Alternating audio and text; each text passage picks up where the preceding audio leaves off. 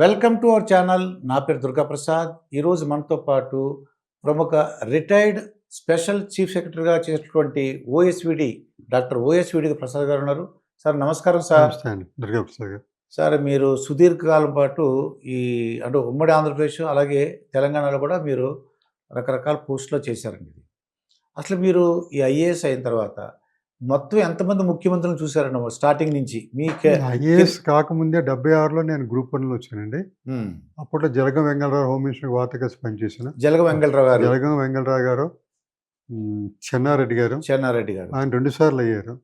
Jalagam home minister plus CM కూడా అయ్యారు జలగం వెంగళరావు గారు. ఓకే అండి. ఏమండి తర్వాత మన విజయభాస్కర్ రెడ్డి గారు, తర్వాత అంజయ్ గారు, ఇట్లా పరంపర అంతా ఇక్కడ అంజయ్ గారు, విజయభాస్కర్ గారు 2 సార్లు మధ్యలో ఎన్టీ రామారావు గారు కూడా వచ్చారు. ఎన్టీ రామారావు గారు, చంద్రబాబు మధ్యలో నాదెండ్ల భాస్కర్ గారు, ఓకే, తర్వాత భవనం వెంకటరామ గారు, తర్వాత నేదురుమల్లి జనార్దన్ రెడ్డి గారు, ఇలా ఈ పరంపర అంతా చూసుకుంటా. తర్వాత కిరణ్ కుమార్ రెడ్డి గారు, తర్వాత వైఎస్ రాజశేఖర రెడ్డి గారు, కిరణ్ కుమార్ రెడ్డి ముందు వైఎస్ రాజశేఖర రెడ్డి గారు, చంద్రబాబు నాయుడు తర్వాత రాజశేఖర రెడ్డి గారు వచ్చారు సెకండ్ టర్మ్. తర్వాత అకాల మరణం వల్ల రోషయ్య గారిని పెట్టారు. అవునండి. తర్వాత మన కిరణ్ కుమార్ రెడ్డి గారు, తర్వాత అక్కడితో లాస్ట్ ఆంధ్ర. తర్వాత తెలంగాణ వచ్చేటప్పటికి కేసీఆర్ గారు వచ్చారు. తెలంగాణ ఉద్యమ నాయకుడు వాళ్ళు కేసీఆర్ గారు వచ్చారు. వారు 2 టర్మ్స్ చేశారు. వారి తర్వాత మన రేవంత్ రెడ్డి గారు వచ్చారు. అంటే ఇక్కడ ఇక అంత గురించి చంద్రబాబు నాయుడు తెలుసు, జగన్మోహన్ రెడ్డి గారు దాన్ని పనిచేయలేదు, కానీ వాళ్ళ నాన్నగారు పనిచేయడం వల్ల వారు తెలుసు అట్టే, అంతేగాని నేను వారి. అంటే ఇప్పుడు మీ స్టార్టింగ్లో మీరు చెప్పిన దాన్ని బట్టి జలగం వెంకటరావు గారు చీఫ్ మినిస్టర్ అనుకోండి. అప్పుడు చీఫ్ మినిస్టర్కి ఇప్పుడు చీఫ్ మినిస్టర్కి అసలు అంటే ఏంటి? అసలు పోలికే లేదు. పోలికే లేదు. ఏ విధంగా అంటారు? ఇప్పుడు ఎట్లా ఉంటుందంటే అంటే యాక్చువల్గా ఇప్పుడు టెక్నాలజీ వేరు, సెక్యూరిటీ అన్ని వేరు. ఈ యొక్క ఇది ఏంటి, మీడియా ఎక్కువైపోయింది కదండి. ఇప్పుడు అప్పట్లో అంత మీడియా లేదు కదా, మీడియా లేదు, ఫోన్ లేవు, ఏమి ఏదైనా ల్యాండ్ లైన్, అది కూడా ట్రంక్ కాల్స్ బుక్ చేసుకోవడం. తర్వాత ఎస్టీడీ, ఫస్ట్ అయితే ట్రంక్ కాల్ మనం బుక్ చేసుకోవాలండి. బుక్ చేసుకోవాలి. ఇప్పుడు హైదరాబాద్ నుంచి ఏ శ్రీకాకుళం ఫోన్ చేయాలనుకోండి కలెక్టర్ ఆఫీస్కి, నేను అక్కడి నుంచి నెంబర్ చెప్తే అప్పుడు వాళ్ళు కలెక్ట్ చేసేవారు. తర్వాత ఎస్టీడీ ఎప్పుడు వచ్చింది మీకు? 84 ఆ ప్రాంతంలో ఒక ఎస్టీడీ అక్కడ మనకు వచ్చింది, ఇక్కడ విజయనగరం. అప్పుడు కూడా నేను పార్తపల్లిలో పనిచేసినప్పుడు కూడా ట్రంకాలే ఎస్టీడీ చేయాలంటే బొబ్బులు రావాల్సి వచ్చేది. ఓకే, విజయనగరం అట్లా. అంటే చెప్తున్నాను, సో ఈ కమ్యూనికేషన్ అనేది తక్కువ, కానీ పరిపాలన చాలా బాగుండేది. పరిపాలన బాగుండి ప్రజలు కూడా ప్రభుత్వాన్ని విశ్వాసం ఎక్కువ ఉంచేవారు. ఇప్పుడు క్షణికం మారిపోతున్నారు. ఏంటంటే ఇప్పుడు జలగం వెంగళరావు టైంలో అంటే బెస్ట్ సీఎం. ఎందుకంటే అంటే ఇప్పుడు ఉన్న వాళ్ళు కూడా బెస్ట్, నేను కాదంటలేదు. ఉద్యోగులకి మంచి ఇది జీతాలు ఎన్హాన్స్ చేసి సాఫ్ట్ అండ్ నేచర్ అనమాట. ఆయన సాఫ్ట్ కార్నర్ బాగా చేశారు వెంగళరావు గారు. జలగం వెంగళరావు గారు ఆయన ఈ ఎన్జిఓ అది మొత్తం ఎన్జిఓస్ బాగా చేశారు, చాలా హెల్ప్ చేశారు, జీతాలు పెంచారు, డిమాండ్లు. పివి నరసింహరావు గారు కూడా చేశారు, మర్చిపోయాను నేను. వారి దగ్గర కూడా నేను పనిచేసి పివి నరసింహరావు ప్రైమ్ మినిస్టర్ ఉండగా నేను చేశాను. పివి నరసింహ గారి టైంలోనే కొంచెం గొడవ అయింది కదండి. 5 ఎకరాలు మన భూ సంస్కరణ పట్టుకొచ్చారు ఆయన. అది మన కాన్స్టిట్యూషన్ ఆఫ్ ఇండియాలోనే భూ సంస్కరణ గురించి ఉంది, అది ఈయన ఇంప్లిమెంట్ చేశాడు. సో అప్పుడే కొంత గొడవ అయిన తర్వాత మళ్ళీ మార్చడం, మళ్ళీ ఆయనకి ఇవ్వడం, ఇట్లా 2-3 సార్లు ఆయన సీఎం అయ్యారు. ఓకే, ఎందుకంటే ఒక కేసులో సుప్రీంకోర్టు ఆయన ఒక స్వామీజీ అనమాట, కేరళలో, పేరు గుర్తు రావట్లేదు, చాలా ఫేమస్ కేసు. మీరు ల్యాండ్ సీలింగ్ చేశారు, నా మఠం భూమిలో పోతే అప్పుడు సుప్రీంకోర్టు సున్నితంగా హెచ్చరించింది, ల్యాండ్ తీసుకోండి కానీ అవతల వాళ్ళని బాధ పెట్టొద్దని తీర్పు ఇచ్చేటప్పటికి ఇక్కడ ఈయన ఇదైంది అనమాట, ల్యాండ్ సీలింగ్ ఇది. సో లోకనాథ్ కేసు చాలా ఫేమస్ కేసు అండి. అప్పట్లో పార్లమెంట్కి కూడా అధికారం ఇచ్చింది, ఏది సుప్రీంకోర్టు. మీరు అమెండ్మెంట్ చేసుకోవచ్చు, ఏది మన ఫండమెంటల్ రూల్స్ మీరు అమెండ్మెంట్ చేసుకోమని చెప్పింది. సో అంటే అది రికార్డ్ అనమాట మనకి, ఈ ఇండియన్ కాన్స్టిట్యూషన్ లో అది రికార్డ్. అది అంటే వెంగళరావు గారు అంటే సాఫ్ట్గా, పివి నరసింహరావు కూడా సాఫ్ట్గానే వెళ్ళారండి, కొంచెం నిజాయితీగా వారు. ఓకే అండి. ఇప్పుడు జలగం వెంగళరావు గారు ఉన్నారనుకోండి, మీరు చెప్పినట్టు ఉద్యోగస్తులకి చాలా బాగా చేశారు. పివి నరసింహరావు గారు అయితే ఆయన ఒక సంస్కరణ తీసుకొచ్చారు. అలా ఒక్కొక్కరి గురించి ఇప్పుడు నేదురుమల్లి జనార్దన్ రెడ్డి గారు ఉన్నారు అనుకోండి ఇది. ఆయన ఎలా ఉండేవారు సార్ ఆయన అడ్మినిస్ట్రేషను? ఆయన ఉన్నది కొత్తకాలం పెద్ద అడ్మినిస్ట్రేషన్ మీద ఏం లేదు గానీ, ఆ! ఆయన భవన వెంకట్రావు, అంజయ్య గారు పెద్ద చెప్పుకోదగ్గ ఇదేమి లేదండి వాళ్ళు. లేదండి. అంజయ్య గారికి బాగా ఏళకోళంగా ఉండేదండి కొద్దిగా అంజయ్య గారిని హాస్యంగా తీసుకుంటారు. హాస్య అంటే జో ఆయన హాస్యంగా ఉండేవాడా? ఆయన లేకపోతే హాస్యంగా ఉండేవాడు. ఆ! ఎక్కువ జోకులు ఎందుకంటే ఆయన లేబర్‌ని లీడర్ కింద వచ్చారు గదా! హ్మ్. సో, అందరినీ ఆఫీసర్‌లని కింద అటెండర్‌లు కూడా సమానంగా చూసేవారు. అంటే ఓకే. ఒక ఇది అహంకారం లేకుండా లేకుండా ఇలా అంటే పెద్ద ఉద్యోగస్తుడా, చిన్న ఉద్యోగస్తుడా అనే తేడాలు లేకుండా అందరిని సమానంగా చూసేవారు. అవును. కానీ చాలా ఏదో హెలికాప్టర్ ఏదో కొన్నట్టున్నారండి. అది దాని గురించి చాలా ఏళకోళంగా ఉండేదండి అంజయ్య గారంటే. అవును. హ్మ్. హెలికాప్టర్‌కి జోకులు కూడా ఉండేవి. ఆ! ఒకసారి ఈ దీపక్ థియేటర్ నుంచి వెళ్తుంటే ఇందులో ఏం వాడుతున్నారంటే రెనోవేషన్ అవుతుందని ఆఫీసర్ రెనోవేషన్ అంటే బాగు చేస్తున్నాను. హ్మ్. ఓహ్! ఇంగ్లీష్ సినిమాలు కూడా వస్తున్నాయా ఇందులోని జోక్‌గా. హుహు. ఆడు ఇంగ్లీష్ సినిమా అనుకున్నారు పాపం ఆయన. ఓకే. రెనోవేషన్ అవుతుందంటే అది ఆ! ఇంగ్లీష్ సినిమాలో కూడా ఆడుతుందా ఇందులో తెలుగు సినిమాలో అనుకున్నానన్నాడు. ఓకే. ఒకసారి హాస్పిటల్ ఉస్మానియాకి వెళ్తుంటే ఇదేంటి లేబర్ రూమ్ అన్నారు. హ్మ్. ఏంటి మన లేబర్ వాళ్ళకి కూడా రూమ్స్ సెపరేట్ పెట్టారా అన్న. ఓకే. ఇట్లా రకరకాల జోకులు ఉండేవి ఆయన మీద. అంటే అంటే ఆయన ఆయనకి లేబర్ ఆ! అంటే చాలా ఇష్టం లేబర్ అండి. మన లేబర్ రూమ్ అంటే అక్కడ నేను డెలివరీ అయ్యేవాళ్ళనే అర్థం. ఆయన టైంలో 63 మంది మినిస్టర్‌లని పెట్టాడు. ఆ! అర ఎక్కువ మంది. ఎక్కువ మంది జంబో అదే. జంబో తర్వాత తీసేసారనుకోండి. హ్మ్. తర్వాత సెంటర్‌కి వెళ్ళిపోయారు. అంటే చెప్తున్నా అంటే మనిషి కొద్దిగా హాస్యంగా ఆ! ఉండడం. ఆ! అవునండి. అంటే కొంచెం కళాకపటం లేకుండా ఫ్రీగా ఉండేవారు. హ్మ్. కానీ అప్పుడు చీఫ్ మినిస్టర్‌లకి డబ్బులు సంపాదించాలని ఉండదా? అంతే అంటే ఏంటి ఏముండేది సార్ అంత వాళ్ళకి? తపన ఉండేది అంటే ఏ హ్మ్. సంపాదించినా పార్టీకి ఇచ్చేసేవారండి. డబ్బులొచ్చినా పార్టీకి ఇచ్చేసావు. హ్మ్. హ్మ్. టంగుటూరి ప్రకాశం పంతులు గారు. ఆ! ఆయన మంచి నిజాయితీపరుడండి. ఓకే అండి. ఆ! ఆయన చేసిన కొంత టైము మెడ్రాస్ తక్కువ. ఆ! మెడ్రాస్ స్టేషన్‌కి వచ్చినప్పుడు ఉండేవారుని. హ్మ్. కానీ నిజాయితీపరులు ఆయన. ఎందుకంటే హ్మ్. ఆయన ఒకసారి రాజమండ్రి స్టేషన్‌లో పడుకుంటే తి భోజనం స్టేషన్ మాస్టర్ గుర్తుపెట్టి క్యారేజ్ పట్టుకొచ్చి ఇచ్చాడండి ఆయనకి. హుహు. అంత ఇది. అలా నిజాయితీ పరులు ఉన్నారండి. అంటే ఇప్పుడంత మరీ హ్మ్. ఇంత హడావుడి ఉండదు. అంత హడావుడి, దోపిడీ కూడా లేదు. హ్మ్. దోపిడీ అని అంటలేదు గానీ మొత్తం మీద లేదు.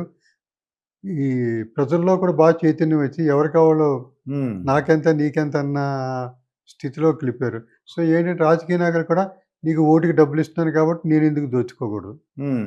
నేచురల్ గదా! నీకు అవునండి. రూ. 10 ఇచ్చినా ఇంక రూ. 100 రావాలి. హ్మ్. వెనక పై వాళ్ళకిచ్చుకోవాలి. ఆ విధంగా. అవును. ఇప్పుడు పూర్వం ఏంటంటే అండి ఒక చీఫ్ మినిస్టర్ చూడాలన్నా, లేదంటే మినిస్టర్‌ని చూడాలన్నా చాలా ఓ దేవుడిని చూసినట్టు చూసేవాళ్ళం మా చిన్నప్పుడు. మినిస్టర్ గారు వస్తున్నారని. ఇప్పుడేంటంటే చీఫ్ మినిస్టర్ కూడా ఏదైనా చిన్న సంఘటన జరిగిందనుకోండి, వాళ్ళని పలకరించలేదు, లేతే వాళ్ళని పరామర్శించలేదు అని చెప్పేసి పెద్ద పెద్ద ఆరోపణలు చేస్తున్నారండి ప్రతిపక్షంలో ఉన్నవాళ్ళు. ఇప్పుడు ఎందుకంటే మా చిన్నప్పుడు మన హ్మ్. నెహ్రూ గారు వైజాగ్ వచ్చారండి. ఓకే. లాల్ బహదూర్ శాస్త్రి కూడా 60స్‌లో. అప్పుడు మేము నర్సీపురం బళ్ళ కట్టుకొని వచ్చేవారండి జనం. హుహు. ఇప్పుడు మన జనాలు తోలుకెళ్తున్నాం ఇప్పుడు లారీల మీద, బస్సుల మీద. అవును. ఏంటంటే స్వయంగా వచ్చేవారండి. అది శాస్త్రి ఇంట్రెస్ట్‌గా. గారిని అంటే స్వతహాగా వచ్చేవారు. హ్మ్. మనుషులు కూడా నిజాయితీ ఉండేది. అంటే మినిస్టర్స్‌లో ఎట్లాగంటే అప్పుడు నీలం సంజయ్ గారు ఆర్టీసీ అది ప్రైవేటీకరణ చేసినప్పుడు హైకోర్ట్ కొట్టేసి రిజైన్ చేసాడు. హ్మ్. లాల్ బహదూర్ శాస్త్రి గారికి అంత రైల్వే మినిస్టర్ ఉండగా హ్మ్. 2, 3 రిజైన్ చేస్తే మళ్ళీ చేసిన ఆయన రిజైన్ చేసి అంటే ఏం తప్పుంటే వెంటనే రిజైన్ చేయడం. హ్మ్. నా వల్లే జరిగిందని ఒక బాధ్యత. అవునండి. కింద వాళ్ళకి నాది కాదు ఈయనది దుర్గా ప్రసాద్ పక్కోడిదా హ్మ్. అది తప్పించినోడు కాదు. కమిట్మెంట్ అనేది ఉండేది. హ్మ్. ఇప్పుడు ప్రజల్లో కూడా అట్లా ఇప్పుడు మీరన్నట్టుగా దోపిడీతనం ఎక్కువైపోయింది. కింద హ్మ్. స్థాయి నుంచి కూడా. నిశ్చయించండి. ఎందుకంటే అండి వాళ్ళు ఎలక్షన్ టైమ్‌లో ఒక 50,00,00,000, 100,00,00,000 ఖర్చు పెట్టవలసొస్తుందండి. ఇదివరకు ఏంటంటే ఒక గోడ మీద కూడా రాసేసేవారు.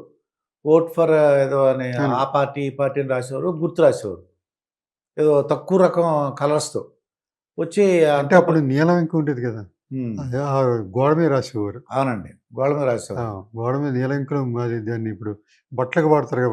వైట్‌నెస్ అవునండి. అవి నీలి రంగు. నీలి ఇంకు రాసి చేసేవారండి. హ్మ్. చాలా తక్కువ ప్రచారం ఉండేది. అవును. ఇప్పుడు భారీతో జనాల సమీకరణ ఎక్కువైపోతుంది ఇప్పుడు. అవునండి. నిన్నొక మీ మాటకి ఇంకోటి ఎక్స్‌టెన్షను హ్మ్. నిన్న ఒకాయన వాట్సాప్‌లో పెట్టారు. ఈయన కోయంబత్తూర్‌లో ఒక స్వామీజీ ఉంటారు కదా! ఆయన పేరేంటి? జగ్గి వాసుదేవ్ అండి. ఆయన వాట్సాప్‌లో పెట్టారు. హ్మ్. బంద్ అంటే ఏంటి? బంద్‌కి అర్థం లేకుండా పోయింది. హింసాత్మక ఘటనలు జరుగుతున్నాయి. హ్మ్. బంద్ అంటే ఆపడం. ఒక నాయకుడు బయలుదేరాడు. బంద్ అని పేరు చెప్పి విధ్వంసకర అవును. చర్యలు చేస్తున్నారు. బస్సులు తగలబెట్టడం, హ్మ్. అది అది కొట్టడం అవి ఇది. అవునండి. బంద్ అని పేరు చెప్తాడు. హ్మ్. మొన్న జంతర్ మంతర్ దగ్గర జరిగింది అదే అవునండి. కదండీ! కాక్రోచ్ పార్టీ అని చెప్పి కాక్రోచ్ పార్టీ. అంటే ఏ పార్టీ అని బంద్ అని చెప్పేసి నాశనం చేస్తారు.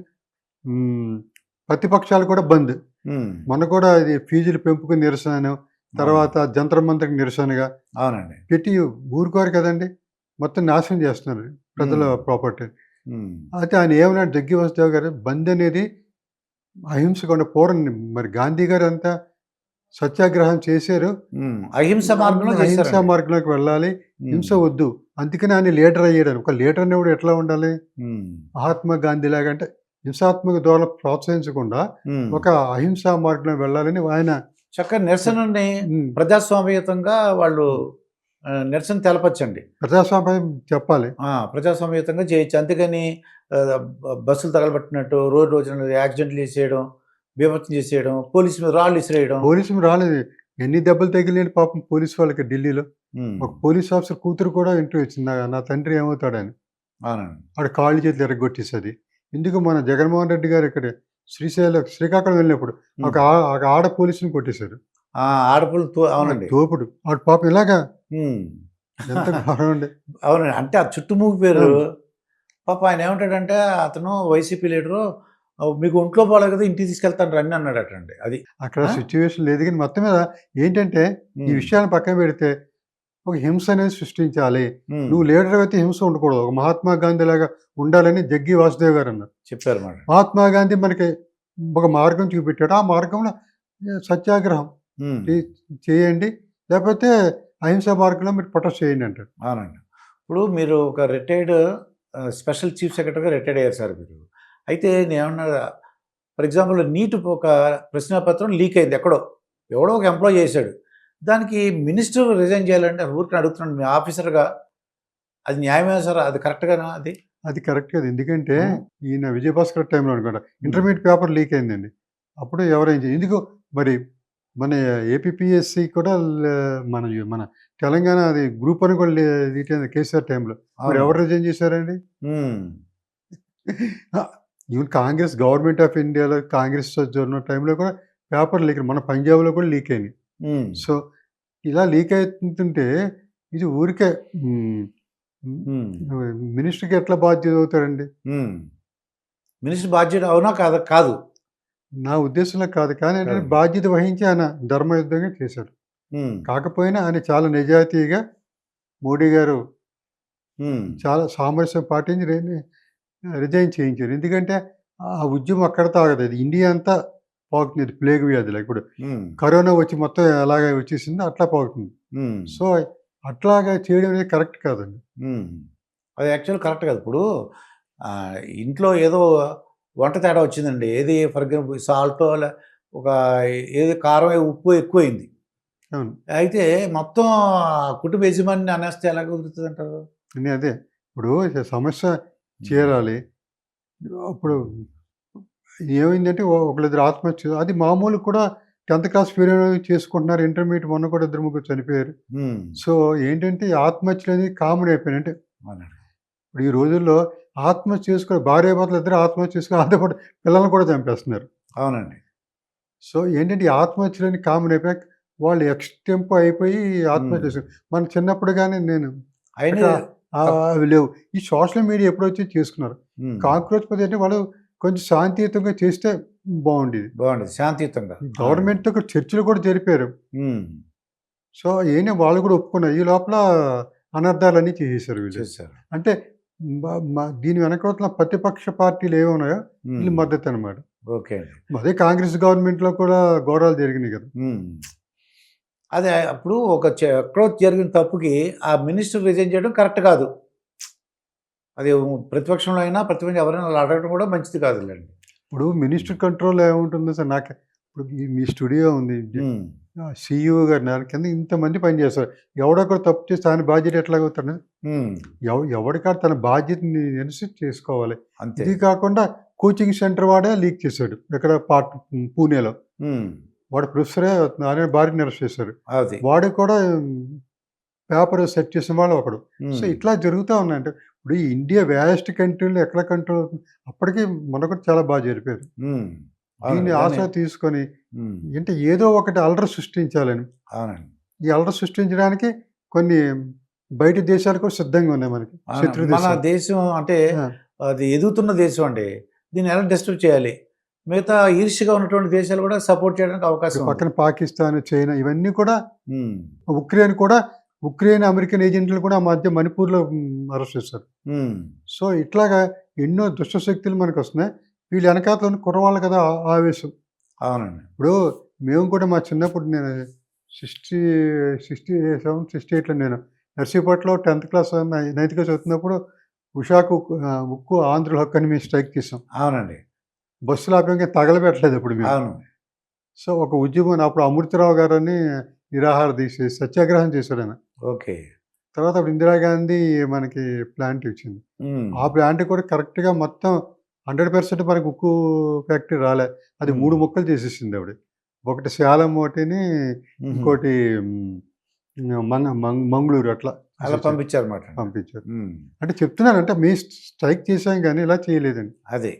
తర్వాత మేము డిగ్రీ చదువుతున్నప్పుడు సెపరేట్ ఆంధ్ర హక్కని మేము స్ట్రైక్ చేసాం డిగ్రీ భీమవరంలో అక్కడ. చేసినప్పుడు ట్రైన్స్ ఆపారు గానీ మళ్ళీ వదిలేసి పెట్టామండి. అది. ఒక 5 నిమిషాలు ఆపడం మళ్ళీ వదిలేయడం. అంటే ఇలా తగలబెట్టడం అనేది లేదండి. ఇప్పుడు వచ్చేటప్పటికి తగలబెట్టడం ఎక్కువైపోయిందండి. పాడు చేయటం దాంట్లో. వెనకాల ప్రతిపక్ష పార్టీలు. అదే ప్రతిపక్ష పార్టీలు ఏమంటారు? సీఎం గారు ఏం కంట్రోల్ చేయట్లేదు, పీఎం ఏం కంట్రోల్ చేయట్లేదని ఒక ప్రాపగండా. అంటే నువ్వు అసమర్థుడివని చెప్పడం. అది. సార్ ఇప్పుడు మీరు రిటైర్డ్ ఒక స్పెషల్ చీఫ్ సెక్రటరీ పొజిషన్‌లో మీరు రిటైర్డ్ అయ్యారు. మీకు స్టార్టింగ్ సాలరీ ఎంత సార్ అది? నేను ఫస్ట్ గ్రూప్‌లో జాయిన్ అయిపోయినాక రూ. 765 అండి. రూ. 765. 76లో. 76. అంటే అప్పట్లో అవే ఎక్కువ. తర్వాత పెరిగింది అనుకోండి బెంగళూరు. అంటే రూ. 765తో మీరు స్టార్ట్ చేశారు జీవితం. మరి అప్పట్లో కాస్ట్ ఆఫ్ లివింగ్ బాగా తక్కువ కదండి 76లో. అవునండి. ఒక డజన్ అరటిపళ్ళు అంటే రూపాయే. రూపాయి. ఏమండి బియ్యం కూడా రూపాయి పాలు అట్లా ఉండేది. తర్వాత పెరిగింది అనుకోండి. అంటే కాస్ట్ ఆఫ్ లివింగ్ వేరే 200 పెడితే డబుల్ బెడ్రూమ్ ఇల్లు వచ్చింది మనకి. ఓకే. 200. ఓకే. అయితే ఆఖరి జీతం లాస్ట్ మంత్ జీతం ఎంత తీసుకున్నారు? అబౌట్ 2 వచ్చిందండి. 2 lakhs పైన వచ్చింది. ఇప్పుడు మరి రిటైర్డ్ అయ్యారు, మీకు పెన్షన్ వస్తుందండి. ఎంత వస్తుంది పెన్షన్? ఇప్పుడు 1.75 దాకా వస్తుంది నాకు. 1.7 1,70,000 వరకు వస్తుంది పెన్షన్. అంటే కట్టింగ్లు పోను నాకు చాలా లోన్స్ తీసుకున్నాను. 50,000 నాకు కట్ అయిపోతుంది. లోన్స్ తీసుకోవడం వలన కట్ అయింది, లేకపోతే 2 lakhs పైన వస్తుంది. ఏదండి పెన్షన్. ఇప్పుడైతే 1,00,000 లోన్స్ తీసుకున్నారు కాబట్టి కొన్ని కట్ అయ్యగా 1,70,000 పెన్షన్. ఇన్కమ్ ట్యాక్స్ కూడా పోతుంది కదా, 40,000 50,000 ఇన్కమ్ ట్యాక్స్ పోతుంది. వచ్చి 1,25,000 వస్తుంది నాకు అంతే. యాక్చువల్ పెన్షన్ 1,75,000 ఇన్కమ్ ట్యాక్స్ తర్వాత లేండి, తర్వాత ఒకేసారి కట్టవలసి వస్తుంది. ఇందులోనే కట్ అయిపోద్ది అండి మనకి. కట్ అవుతుంది. ట్యాక్స్ టీడీఎస్ అంటారు. ఇప్పుడు గుర్తేళ్ళలో ఐఏఎస్ ఆఫీసర్లు కిడ్నాప్ అయ్యారు సార్. గుర్తేళ్ళు ఈస్ట్ గోదావరి. ఇప్పుడేమో పోలవరం జిల్లా అని చంద్రబాబు నాయుడు గారు పెట్టారు.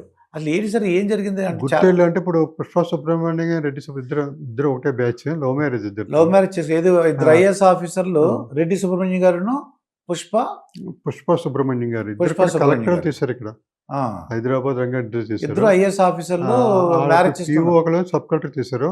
వాళ్ళ marriage party reception లాడితే గుర్తేడు interior tribal area. అప్పట్లో వెళ్ళడం చాలా కష్టం, రిమోట్ రోడ్లు. ఇప్పుడు రోడ్లు వేస్తారు. గిరిజనుల మధ్య జరుపుకుందాం అనే ఉద్దేశంతో వాళ్ళు ఇద్దరు లవ్ మ్యారేజ్ అయి ఉంటుందండి. రెడ్డి సుబ్రహ్మణ్యం గారు, పుష్ప సుబ్రహ్మణ్యం గారు. ఈవిడ బ్రాహ్మణ, బ్రాహ్మలు, ఈయన బీసీ వెలమా క్యాస్ట్. అయితే వీళ్ళిద్దరు కూడా గిరిజనుల మధ్యలో చేసుకోవాలి రిసెప్షన్ అనుకుని అక్కడ పెట్టారు. చాలా మంది ఐఏఎస్ ఆఫీసర్లు పిలిపించారు. రెడ్డి సుబ్రహ్మణ్యం గారు, పుష్ప సుబ్రహ్మణ్యం గారు, తర్వాత ఎస్ఆర్ శంకరన్ గారు, తర్వాత ఎంఈపీ శాస్త్రి గారు, ఈ నలుగురు. రాధా గారు ఒక ఆయన, మొత్తం 5 ఆఫీసర్లు.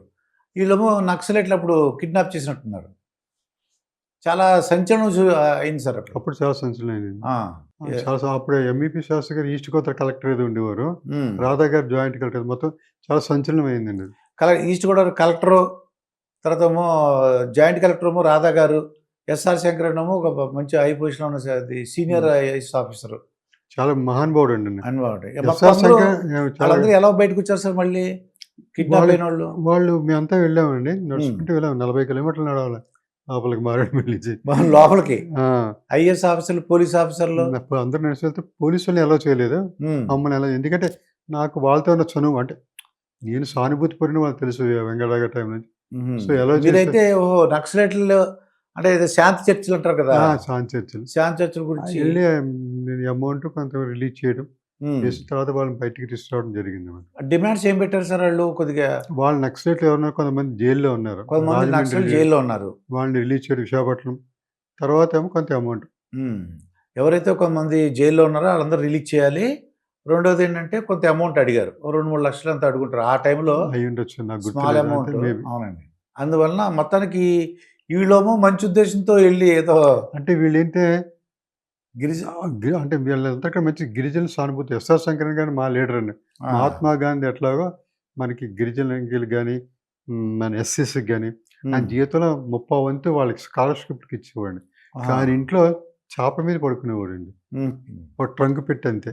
అది ఎక్కడికి ఎస్ఆర్ శంకరన్ ఒక సీనియర్ ఐఏఎస్ ఆఫీసరు, అంటే చీఫ్ సెక్రటరీ లెవెల్ ఆయన జీవితంలో 75 పెళ్లి చేసుకోవడం విన్నానండి. పెళ్లి చేసుకోవడం 75% ప్రజలు ఖర్చు పెట్టేసేవాడు. మళ్ళీ ప్రజలకు కాదండి, ఈ ఎస్సీ ఎస్టీకి స్కాలర్షిప్లు ఇచ్చేవారు. ఎస్సీ ఎస్టీకి స్కాలర్షిప్లు ఇచ్చేవాడు ఆయనే. 75% నేల మీద పడుకోవడం, ఓ ట్రంక్ పెట్టి అంతే, ఆయన లగేజ్ ట్రంక్ పెట్టి చాప మీద పడుకునేవారండి. ఇప్పుడు మరి ఐఏఎస్ ఆఫీసర్లు అంటే లావిష్ ఇన్నోవాలు ఉన్నాయా, లేకపోతే అది ఉన్నాయి, ఇది ఉన్నారు. ఆయన జీవితం ఆయనే మాకు అందరికీ స్ఫూర్తిగా చెప్తున్నానండి. చాలా సింపుల్గా మామూలు హైట్లో ఉండేవాడు, చాలా ఇదండి. తర్వాత మన గౌహతి యూనివర్సిటీకి వైస్ ఛాన్సలర్ చేశారు చాలా చోట్ల. గిరిజనుల దగ్గరికి వెళ్తే కాలు జోళ్ళు లేకుండా వెళ్ళేవాడండి, అంత గొప్పవాడండి. అంటే ఇప్పుడు కాలం రాజశేఖర రెడ్డి అంటే మీ మాట గడ్డ వస్తుంది. రాజశేఖర రెడ్డి టైంలో కూడా పేజీ శాంతి చర్చలు జరిపినప్పుడు మేము అంతా ఉన్నామండి. సార్ రాజశేఖర రెడ్డి గారు పనిచేశారు సార్, మొత్తం నక్సలైట్లందరినీ శాంతి చర్చలు పిలిపించారు. అప్పుడు ఇక్కడే అండి, మన హైదరాబాద్లో అండి, గ్రీన్ ల్యాండ్స్ ఉంది కదా అందులో. అప్పుడు మీరు కూడా అందరూ వెళ్ళాం. తర్వాత ఏంటంటే పెద్దగా ఫలించలేదు, అయిపోయింది. అయితే అప్పట్లో వాడు ఏంటంటే కొంత పోలీసు వాళ్ళు ఎవరెవరు వచ్చారని కలిపెట్టి ఫాలో. అసలు నక్సలైట్ అంటే ఇప్పుడు మనం చూడలేదు, నక్సలైట్ ఉంటారండి అంటే అప్పటికి. అయితే ఒకటి అప్పట్లో కమిట్మెంట్ ఉండేది వాళ్ళు. రాజశేఖర రెడ్డి గారు పిలిపించారండి, వాళ్ళు వచ్చారు సార్, లీడర్లు వచ్చారండి, లీడర్లు వచ్చారు. ఒక రామకృష్ణ గారు తప్పించి మిగతా హరిహరరావు గారు వీళ్ళంతా కూడా వాళ్ళ సానుభూతి పరులు, కన్నాభిరామ్ గారు వీళ్ళంతా లీడర్లు వచ్చారు, కానీ పెద్దగా సక్సెస్ కాలేదు. కన్నాభిరామ్ గారు, హరగోపాల్ గారు వీళ్ళందరూ కూడా మధ్యవర్తులుగా ఉండేవారు. తర్వాత ఇంకొక ఆయన కూడా ఉండేవాడు, మలక్పేటలో ఉండేవాడు ఆయన. ఆర్కే గారు వచ్చారు. ఆర్కే రాలేదండి, రామకృష్ణ గారు రాలేదండి నక్సలైట్ అప్పుడు. అదే టైంలో ఆయన్ని అరెస్ట్ చేయబోయారు పోలీసులు. సీఎం గారి నోటీస్ తీసుకొస్తే అరెస్ట్ చేయొద్దు అన్నారు, ముందు పెట్టారండి. అంటే ఆ టైంలో ఏమడిగారు సార్ వాళ్ళు నక్సలైట్లు, ఏమడిగారు? మనం ఈ పొలిటీషియన్స్ ఏమన్నారు సార్ వాళ్ళు? వీళ్ళు ఎప్పుడు చూసినా తుపాకి వదిలిపెట్టారు. వాళ్ళు ఎక్కువ డెవలప్మెంట్లో వీళ్ళని భాగస్వామ్యం చేయమన్నారు, కేసులన్నీ మాఫీ చేయమన్నారు. అక్కడ ఇదైంది అనమాట. ఇప్పుడు నక్సలైట్ మూవ్మెంట్ ఎందుకు వచ్చింది? నక్సల్ బట్ నుంచి వచ్చింది వెస్ట్ బెంగాల్ నుంచి. అది మనకి ఫస్ట్ ఎక్కడ వచ్చింది? విజయనగరం జిల్లా ముండింకల్ ఏరియాలో వచ్చింది. ఎందుకు వచ్చిందంటే అక్కడ కామెంట్లు ఉన్నారు, వైశ్యాస్ కులం పేరు, ఆడవాళ్ళని పాటు చేయడం, మానాన్ని పాటు చేయడం, అక్కడ రివోల్ట్ వచ్చింది అనమాట. ఒక ఆడవాళ్ళని అధిక వడ్డీలు మానభంగం, అధిక వడ్డీలు ఉండేవి. తర్వాత ఏంటంటే బార్ట్ సిస్టమ్ ఉండేది. సంతంలోకి వెళ్ళేవారు వీళ్ళు, వెళ్ళి ఒక చెట్టు కొమ్మ ఇది ఇచ్చి, ఇది ఉంచరా సాయంత్రం వచ్చి కొంటానండి వాడు. సాయంత్రం ఏముండదు, 5 రూపాయలు 100 రూపాయలు వస్తే 5 రూపాయలు 10 రూపాయలు తీసుకొని వీడు వచ్చాడు. సో ఇట్లాగా ఈ యొక్క సిస్టంలో వాళ్ళు రివోల్ట్ అయింది అనమాట. అట్లా వాళ్ళు అంటే ఇప్పుడు గిరిజనులు కలెక్ట్ చేసిన సామాన్లకి సరైన న్యాయమైన ధర వచ్చేది కాదేమో, దాంతో ఒక రివోల్ట్ ఎప్పుడు వస్తుంది, విప్లవం వచ్చింది. అట్లా అప్పుడు చాలా మంది టీచర్లు కూడా నక్సలైట్లు అయ్యారండి. భద్రగిరిలో నాకు గుర్తులేదు, కానీ ఆయన కూడా టీచర్, హెడ్ మాస్టరే వాళ్ళే వీళ్ళందరినీ ఒక ఉద్యమంలో తీసుకొచ్చాడు నక్సలైట్తో కలిపి. ఒక హెడ్ మాస్టర్. ఈ టీచర్ వాళ్ళ పేరు నాకు గుర్తు రావట్లేదు. భద్రగిరి వాళ్ళ అమ్మాయి కూడా తర్వాత ఆవిడ కూడా అదే సమితి ప్రెసిడెంట్ అదే అయిందనమాట. ఓకే అండి. అట్లా ఉమ్. ఎక్కువ టీచర్లు ఎక్కువ ఇన్స్పిరేషన్ ఇచ్చారు. అది వాళ్ళందరినీ. ఇప్పుడు మొన్న ఈ రాజశేఖర గారి విషయంలో ఆ నక్సలైట్లు వచ్చారు కదండి, వీళ్ళు ప్రభుత్వం మీరు మీరు కూడా వెళ్ళారండి వాళ్ళతో? మేము వెళ్ళాం కానీ అంటే ఆ. శంకర వీళ్ళంతా మాట్లాడారు. ఏంటంటే సరే సర్కిల్ అంటే సరిగ్గా మీరు చూసేవారండి నక్సలైట్లు అందరిని చూసారా మీరు? నక్సలైట్ మనలాగా ఉంటుంది. నేను మాట్లాడేవాడిని అడవిలోకి వెళ్ళి మాట్లాడతాం కదా! పాడేరైనా బై వాక్ వెళ్ళాను. ఇప్పుడు కూడా మొన్న కూడా అప్పాపూరు, చించిగిరి వెళ్ళినప్పుడు వాళ్ళంతా నక్సలైట్లు మామూలుగా జనజీవన సౌండ్లోకి వచ్చారు. మామూలుగా మమ్మల్ని ఏమంటారు కదా! మేము వెళ్ళేది డెవలప్మెంట్ గురించే కదా! సో ఇది మీరు ఆఫీసర్ అయినా డెవలప్మెంట్ గురించి వాళ్ళ అభివృద్ధి గురించి వెళ్తున్నారు, మిమ్మల్ని ఏం అనరు. నేను కూడా వాళ్ళకి ఎక్స్ప్లెయిన్ చేసేవాడిని, ఇలా చేస్తే బాగుంటుంది బాబు అని. మీరు ఇలా అడ్డుకోవడం వల్ల ఉపయోగం అంటే వాళ్ళు కూడా కొంతమంది మళ్ళీ జనస్రవంతులకు రావడం ఇట్లాగా చేసేవారు. వాళ్ళు మామూలుగానే అంటే ఏంటంటే ఒకప్పుడు ఒక మంచి ఉద్దేశం ఉండేదండి వాళ్ళకి. డెవలప్ తర్వాత ఇది అయిపోయిందంటే వాళ్ళకి ఆయుధాలు కావాలి, ఇవి కావాలి. అందుకని కాంట్రాక్టర్లని దోచుకోవడం. ఆయుధాలు కావాలంటే డబ్బులు ఉండాలి. డబ్బులు AK-47 కూడా ఉన్నాయి వాళ్ళ దగ్గర. డబ్బులు కావాలి ఎక్కడి నుంచి వస్తాయండి? సో ఈ విధంగా కాంట్రాక్టర్లను బెదిరించి తీసుకోవడం ఇప్పుడు పేపర్లో వచ్చేదండి. వ్యాపారస్తులను బెదిరించడం ఇట్లా అంటే ఉద్యమం అనేది పక్కదా పట్టింది. దాంతో ఏమవుతుందంటే మాది నకిలీ నక్సలైట్లు వచ్చేవారండి. నకిలీ నక్సలైట్లు వచ్చి వాళ్ళు డబ్బులు తీసుకెళ్ళి పార్టీకి ఇస్తారని చెప్పేసి వాళ్ళు వాడేసుకునేవారు. అవును, అలా కూడా జరిగి ఉంటుంది.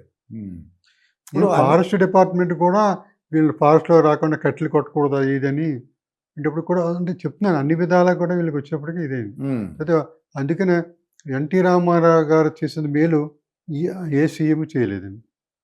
ఎన్టీ రామారావు గారు చేసిన ఎందుకంటే ఆయన గిరిజన ప్రాంతాలను తిరిగాడు. అప్పుడు నేను పాతప్పలో వర్క్ చేసి వారు తిరిగారు, గిరిజనులతో భోజనం చేశారు. ఏం చేశారంటే లోకల్గా ఉన్న ట్రైబల్స్కి ఉద్యోగాలు ఇవ్వాలి అని ఉద్యోగం పెట్టారండి. తర్వాత వాళ్ళు 10 లీటర్ల దాకా లిక్కర్ బ్రూ చేసుకోవచ్చు అని. తర్వాత ఇవన్నీ పంటలన్నీ కూడా వాళ్ళకి హక్కు ఉంది, ఫారెస్ట్ వాళ్ళు ఆపకూడదు, GCC దాన్ని గిరిజన కోఆపరేటివ్ కార్పొరేషన్ వాళ్ళు అమ్మాలని. తర్వాత 5 కిలోల దాకా రోజుకి కట్టెలు కొని తెచ్చుకోవచ్చు అని ఇట్లాగా చాలా ఇది లిబరల్గా పెట్టారు. కొన్ని BED కాలేజెస్ పెట్టారు, పాలిటెక్నిక్ కాలేజెస్ కొన్ని ఎక్స్క్లూజివ్గా. పాడేరులో కానీ మనకి శ్రీశైలంలో కానీ పాలిటెక్నిక్ ITIలు పెట్టారు, భద్రగిరి అని కదా. తర్వాత టీచర్ ట్రైనింగ్ సెంటర్ పెట్టారు. ఇట్లా తర్వాత ANM ట్రైనింగ్ సెంటర్లని ఓన్లీ ట్రైబల్స్కి 10th pass or failed ANM training పెట్టి చేశారు. ఇట్లాగా ట్రైబల్ ఏరియాలో పనిచేసే డాక్టర్లు కూడా ఇన్సెంటివ్ ఇచ్చారు. ఇట్లాగా తర్వాత ఇంకా మేలు చేసిన మన్మోహన్ సింగ్ కాంగ్రెస్ టైంలో ROFR అని పెట్టారు, recognition of forest rights act అని. వాడు ఆ భూమి మీద 72 అంటే కట్ ఆఫ్ డేట్ పెట్టారండి. అంటే కట్ ఆఫ్ డేట్ పెట్టి అక్కడ భూమి ఉంటే ఆ భూమి మీద హక్కు కల్పించారు అక్కడ ఫారెస్ట్ ల్యాండ్. ఓకే, ఆ ఫారెస్ట్లో కుంటలు కానీ దేవాలయం మీద కదా గిరిజనులే హక్కు అని పెట్టారండి. సో ఆ విధంగా మన్మోహన్ సింగ్ గారు బాగా మేలు చేశారు. తర్వాత ఇంకొక యాక్ట్ పెట్టారు, పేసా అని, Panchayati Raj extension to schedule areas. అంటే ఈ పంచాయతీరాజ్ యాక్ట్ అనేది షెడ్యూల్ ఏరియాస్కి అనువర్తించడం. అంటే వాళ్ళ యొక్క గ్రామంలో ఏం జరిగినా కూడా గవర్నమెంట్ వీళ్ళ పరిమితి తీసుకొని చెయ్యాలి. ఏమంటే రోడ్లు అయినా ఇదైనా వీళ్ళు ఇది చెప్తేనే వాళ్ళు గనులు తవ్వనా ఏ తవ్వినా కూడా. అదే మనకి 6th షెడ్యూల్ అనేది పైన 7 సిస్టర్ స్టేట్స్ ఉన్నాయి కదా, వాళ్ళు ఏంటంటే వాళ్ళకి కూడా ఒక్కొక్క గ్రామానికి ఒక సొసైటీ ఒక సభలా ఉంటుంది అన్నమాట, గ్రామ సభ. అంటే వాళ్ళకే అధికారం. అందువల్ల అక్కడ గవర్నమెంట్ ఏం కల్పించుకోదు. వాళ్ళు ఏం చెప్తారో ఆ కౌన్సిల్స్ ఏం చెప్తారో అదే వాళ్ళు పాటిస్తారు అనమాట. ఇప్పుడు ఫర్ ఎగ్జాంపుల్ ప్రైమ్ మినిస్టర్ కానీ చీఫ్ ప్రైమ్ మినిస్టర్ గారు ఒక్కరోజు కూడా సెలవు తీసుకోలేదు అనేసి మొన్న పవన్ కళ్యాణ్ గారు చెప్తే విన్నానండి. ఒక్కరోజు కూడా సెలవు తీసుకోకుండా వర్క్ చేశారు, ప్రతిరోజు ఆఫీస్కి వెళ్ళారని. అంటే ఇండియాలో ఉన్నంతకాలం నా డౌట్ ఏంటంటే ఫైల్స్ ఏమి ఉంటాయి కదా సార్, ఇవి ఏదో ప్రతిసారి ఎక్కడ కూడా తిరుగుతుండేవారు. అది అంటే ఏ టూర్లు ఉండేవి.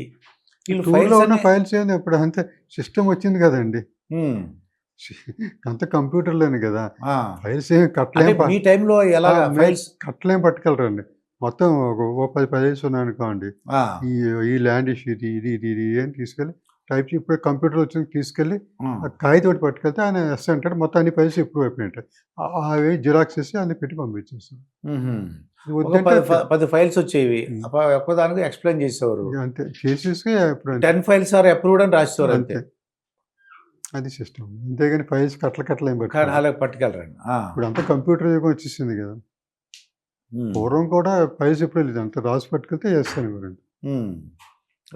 లేకపోతే దానికి ఏదో నోట్ రాయడం నోట్ లేకపోతే సరి చిన్న చేయమని. నోట్లోకి వెళ్తాను అంతే, అంతేగాని ఎవరు మూసుకెళ్ళరండి. సార్ మీ టైంలో మీరు ఒక అంటే ఇప్పుడు ఏసీబీ అని ఇప్పుడు చూస్తే పెద్ద తిమింగలాలు చాలా కోట్లు కూడా తినేసాడు ఇలా అంటుంటారండి. మీ టైంలో కూడా మరి మీకు కూడా అంటే డబ్బులు ఇవ్వడానికి ఏదైనా ఆశ చూపించడం కానీ ప్రలోభపరచడానికి ఆశ అవకాశం అనేది ఎప్పుడు చూపిస్తూ ఉంటారండి, చూపిస్తుంటారండి. చూపిస్తే కానీ ఏంటి మనం తిరస్కరించాలండి. కొన్ని దొంగ సర్టిఫికేట్లకు వచ్చినప్పుడు ఒక ఐపీఎస్ ఆఫీసర్ కానీ పేరు వద్దులేండి, ఐఏఎస్ ₹1,00,00,000 ఇస్తాడు ఒక ఆయన, ఒక అయినా తిరస్కరించి మినిస్టర్ తీసుకొని పాస్ చేసేయడం, లేదా కోర్టుకి వెళ్ళి స్టేలు తెచ్చుకోవడం. మనకు అది కోర్టులో దొంగ, అది ఫేక్ సర్టిఫికెట్, దాన్ని మీరేమో సర్టిఫై చేసామంటున్నాడు, మీరేమో చేయనన్నారు. కొంతమంది ఎమ్మెల్యేలు కూడా అయ్యారు కొంతమంది. ఫేక్ సర్టిఫికెట్ ఏదో ఫాల్స్ సర్టిఫికెట్ అది అంటారు కదండి, ఫేక్ సర్టిఫికెట్, దాంతో వాళ్ళు ఏదో రిజర్వేషన్ పొందడానికి చేసి ఉంటారు వాళ్ళు. ఇంకా మీరు ప్రలో పెడితే ఎలా తప్పించుకునేవారండి? అంటే పైన ఒకవేళ ఫర్ ఎగ్జాంపుల్ మీ పై అధికారో అది రాజకీయ నాయకుడు మిమ్మల్ని ఫైల్ మీద సంతకం పెట్టి ప్రసాద్ ఇప్పుడు అంటాను మినిస్టర్ గారికి పంపించేస్తా, అక్కడ మీరు తేల్చుకోండి అని పంపించేవాడు సెక్రటరీ ద్వారా. సెక్రటరీ ద్వారా మినిస్టర్ గారికి పంపించేస్తాను, తేల్చుకోండి. మినిస్టర్ గారు స్టే ఇచ్చేసేవారు. అందుకని మిమ్మల్ని తిట్టడం మరి తిడతారండి. ఒకసారి స్కాలర్షిప్స్ కానీ చంద్రబాబు నాయుడు టైంలో అప్పట్లో 80 లక్షలు స్కాండ్, 80 లక్షలు అంటే అప్పట్లో చాలా ఎక్కువ. అవునండి. నేను చీఫ్ ఇంకా సార్ నన్ను చాలా మంది బెదిరించారు, మీ పిల్లల్ని ఇచ్చే పాడు చేస్తాం, కిడ్నాప్ చేస్తామని, పాడు చేసేస్తామని. ఓకే, నేను లొంగలే చెప్తున్నాను. అట్లా చాలా ఒత్తిళ్ళు వస్తాయి. అలాగే ఏటూరు నాగారంలో కూడా స్కాండల్ అయింది ₹1,00,00,000. ఇప్పుడు ఆయన ఐఏఎస్ ఆఫీసర్, ఇప్పుడు ఆయన మన ఆంధ్ర గవర్నమెంట్కి వెళ్ళిపోయాడండి. ఆయన మీద కూడా చాలా నేను ఎంక్వైరీ చేశాను. అంటే గొర్రెలు ఏంటంటే ఇదే గొర్రెలు ఈయనకి ఇస్తారు, మళ్ళీ అదే గొర్రెలు ఆయనకి ఫోటోలు పెట్టిస్తే అదే అనమాట. అంటే గొర్రెలు స్కామ్ అంటారా? గొర్రెలు గొర్రెలు కానీ గేదెలు స్కామ్ కూడా. మీరు కనిపెట్టారండి దాన్ని? అది ఎట్లాగంటే ఈ గొర్రెలు శాంక్షన్ చేసిన గొర్రెలకి అక్కడ గొర్రెలకి తేడా వస్తుంది కదా. అవునండి. అట్లా కనిపెట్టాము. ఆ ఊర్లోకి వెళ్తే ఆడ ఫోటో ఈ అబ్బాయి ఫోటో ఉందనుకోండి, అబ్బాయి నాకు ఊరికే ఫోటో తీయించుకున్నారు, నాకు ఏ సంబంధం లేదండి. ఓకే, అట్లా గేదె ఇవ్వకుండా గేదెతో ఫోటో తీసేవారు. అట్లా స్కామ్ చేశాను. అంటే మొత్తానికి బెనిఫిట్స్కి అందలేదు, అది బెనిఫిట్స్ ఆఫీసర్లకి అందినాయి కానీ ఆఫీసర్లకి మధ్య దళారులకి అందినాయి కానీ అసలోటికి వెళ్ళలేదు. గిరిజనుడి కింద ఉన్నాడు. కొంతమందికి వెళ్ళి కానీ చెప్తున్నాను, మళ్ళీ ఆడ దగ్గర కొనేసి మళ్ళీ ఇంకోటికి ఇచ్చేయడం. ఓకే, సో ఇది అది ఒక గొర్రె ఉందనుకోండి 10 చోట్ల సర్క్యులేట్ అయ్యేది. ఒకే గొర్రె, ఈయనకి ఇచ్చినట్టు ఆయనకి ఇచ్చినట్టు అదే గొర్రె. ఈ చెవికి ట్యాగ్ మాత్రం అలాగే ఉంటుంది నిజాయితీ చూపెట్టడానికి. సో ఇట్లాగా అట్లా 2-3 స్కాండల్స్ నేను ఏటూరు నాగారం అట్లా పట్టుకున్నాను. ఇప్పుడు రీసెంట్గా ఆంధ్రలో జగన్మోహన్ రెడ్డి గారు వెళ్ళి పరామర్శించడానికి వెళ్తుంటారండి. అక్కడ ఒక పోలీస్ ఆఫీసర్ ఇబ్బంది పడ్డారు, ఒక లేడీ పోలీస్ ఆఫీసర్, శ్రీకాకుళంలో. అలాంటి అంటే చూసినప్పుడు ఏమనిపిస్తుంది అండి? మీరు చాలా బాధ అనిపిస్తుంది అండి. అంటే ఇప్పుడు మన ఎక్కడి నుంచి ఆటవిక వ్యవస్థ నుంచి పైకి వచ్చాం. మొహంజర్ ఆరాపక ముందుకెళ్తే మనుషులు కోతి జాతి నుంచి పైకి వచ్చామని, ఇట్లా ఒక ఆటవిక వ్యవస్థ నుంచి మనం నాగరిక వ్యవస్థకు వచ్చామండి. అప్పుడు తెలియక ఏదో చేసేవాళ్ళు అండి, చేసేవారు. గొడ్డలు పెట్టి కొట్టుకోవడం, రాళ్ళు పెట్టి కొట్టుకోవడం. అంటే ఒక రిఫైన్ వచ్చిన తర్వాత ఒక ఉన్నతమైన స్థితిలోకి వచ్చినప్పుడు కూడా అదే ఆవిడని అట్లా కొట్టడం ఏంటండి? అంటే అక్కడ ఏంటంటే జులుం చూపించాలి, మేము మా నాయకుడు ఇంత గొప్ప, మా బలం ఎంత. అక్కడ వెళ్ళిందే తప్పు. ఒక జైల్లో ఉన్నవాడిని పరామర్శించడానికి వెళ్ళాడు, వీళ్ళు మిగతా ప్రజలకి ఇబ్బంది కలగకూడదని ఆపేటప్పటికి ఆవిడని కొట్టేశాడు. అవునండి.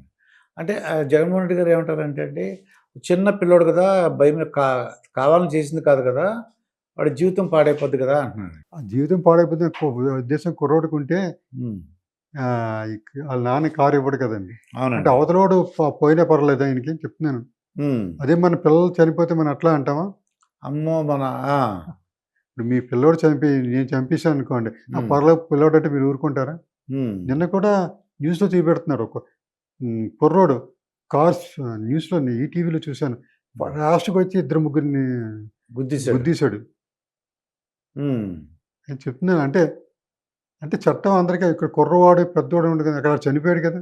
అవునండి. హ్మ్. ఇప్పుడు ఈయన కూడా ఒకసారి టూర్ వెళ్ళినప్పుడు కారు కింద పడి ఒకడు చనిపోయాడు కదా! మాచర్లో. అవును. జగన్ సో పడిపోయాడు. ఏంటంటే హ్మ్. ఎవడో ఒకడికి సానుభూతి గురించి నువ్వు ఇక్కడ మాట్లాడటం సరికాదంట నేను. హ్మ్. ఇప్పుడు లాల్ బహదూర్ శాస్త్రి గారు ఉన్నారు. హ్మ్. ఆయన అప్పట్లో అప్పు చేసి ఫియట్ కార్ కొన్నాడండి. Fiat car. అప్పు చేసి. తాను చనిపోయిన తర్వాత కూడా మాఫీ చేస్తాను బ్యాంకోళ్ళు ఇస్తాను వైఫ్ దగ్గరికి లేదని ఈవిడ కట్టింది. చెప్తున్నాను అంటే ఆ హ్మ్. నిజాయితీ అనేది ఓకే. ఇప్పుడు హ్మ్. పివి నరసింహారావు గారు పిల్లల్ని ఎవరిని రాజకీయాల్లోకి రానివ్వలేదు. ఎంట్రినివ్వలేదు. హ్మ్. సో ఎంత దూరంలో ఉండే పెట్టి అంటే చెప్తున్నానండి కొంతమంది మనకి ఆదర్శంగా ఆహ్, గు ఉన్నారు. మన నందా గారు వీళ్ళంతా హ్మ్. గుల్జారీలాల్ నందా వీళ్ళంతా కూడా. అవునండి. రకరకాల కథలు గుజరాల్ నందా గురించి చాలా కథలున్నాయండి. కదా! అవును. ఎవరో అద్దె వసూలు ఆ! చేయలేదు, చేట ఇవ్వట్లేదని చెప్పేసి చిరాకు ఢిల్లీలో అవును. తాతొచ్చి ఇది క్షమాపణ చెప్పుకోవడం. హ్మ్. సో, అలాగే సింపుల్‌గా జీవించే వాళ్ళు చాలామందున్నారండి. అవునండి. హ్మ్. సో, ఏంటంటే ఇప్పుడు మనం ఆదర్శంగా తీసుకోవాలి గానీ, హ్మ్. దొంగలని ఆదర్శంగా తీసుకోవడం ఏంటండి? అవునండి. ఇప్పుడు జగ్గి వాసుదేవ్ చెప్పింది అదే గదా! హ్మ్. మహాత్మా గాంధీ ఉప్పు సత్యాగ్రహం చేశాడంటే, హ్మ్. గొడవలు లేకుండా, బంద్ లేకుండా చేశాడు. దాన్ని అవునండి. ఫాలో అయ్యారు. ఆడే నాయకుడు. అంతేగాని నువ్వు బంద్ పేరు చెప్పేసేసి ప్రజల అది జీవితం అస్తవ్యస్తం చేయడం ఏంటండి? అవునండి. మనం అక్కడ అక్కడ ఇదైందని ఇక స్కూల్స్ మూయించేశారు. హ్మ్. కాంగ్రెస్ పార్టీ వోళ్ళు. సో, అవునండి. ఎంతవరకు కరెక్ట్ అండి? హ్మ్. ఒక విద్యార్థికి ఒక రోజు తగ్గిపోయిందంటే ఎంత అవును. ఇదవుతుందండి? హ్మ్. హోంవర్క్ పెరిగిపోద్ది కదా! ఈ రోజుల్లో ఇంతంత హోంవర్క్‌లు. అవును. సో, నేననేది ఏంటంటే నువ్వు హ్మ్. సమ్మె చేయి అంతేగాని ఏదో హ్మ్. మేము చేసేసాం ప్రభుత్వానికి వ్యతిరేకంగా సెంట్రల్ గవర్నమెంట్ వ్యతిరేకంగా అంటే అది అవునండి. కరెక్ట్ కాదు కదా! ఇప్పుడు భోగాపురం ఎయిర్‌పోర్ట్ ఓపెన్ అయింది సార్ ఇది.